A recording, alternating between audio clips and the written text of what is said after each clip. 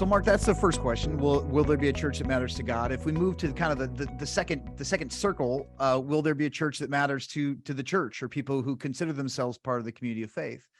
One of the questions that I hear a lot of pastors struggling with post-COVID is how do we get people back? How do we get people back? And I think that some of us are finally realizing that some of those people that we thought would return aren't returning anytime soon and may not be returning at all. And it seems like, for better or worse, COVID was a great sifting of sorts, where people determined what was valuable for them in the church experience. And now that might have been purely consumeristic, and that's a whole other conversation for a different day.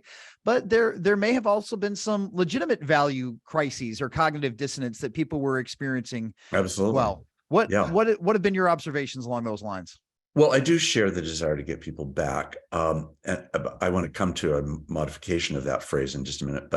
But yes, we want people back. We want people back, not because the institution requires that they come back so that they give so that we can keep going on in our ecclesiastical and industrial complex, but back because we believe that, in fact, their life is going to be healthier. It's going to be more faithful. It's going to be more grounded in the communion with God and with other people if they are together physically in the same space.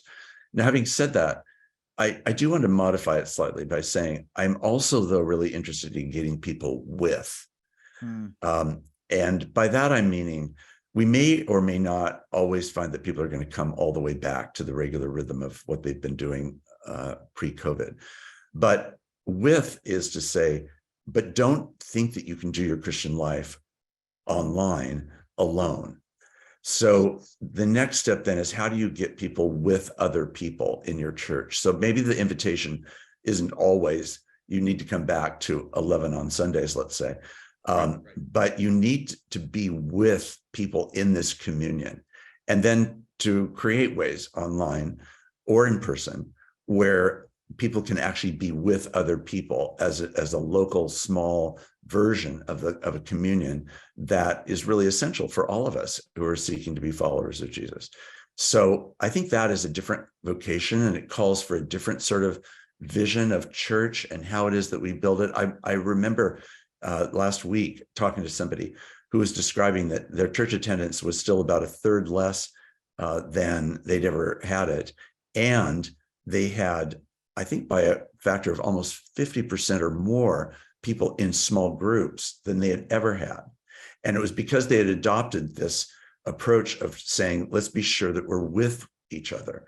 And they believe that over time, there will be a certain percentage of those who are with that are going to probably migrate back to the services. But they're not assuming that. They're assuming that the call to discipleship is really a call to being in Christ and with others.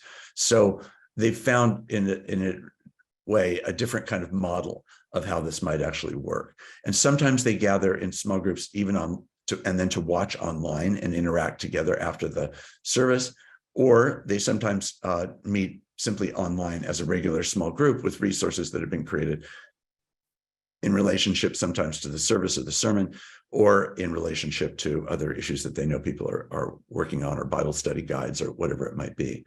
So I think the issue is that we are made for communion. I think communion is one of the most central words to understanding the Christian faith. First, we come to Christian faith out of the perfect communion of the triune God, Father, Son, and Spirit. We land as adoptees into that communion, and we are there with all of these unlike people who are also adopted into that communion. And where are we supposed to live our life? We're supposed to live it in that communion, and then we're meant to manifest and display that communion and welcome others into that communion as we move out into the wider world.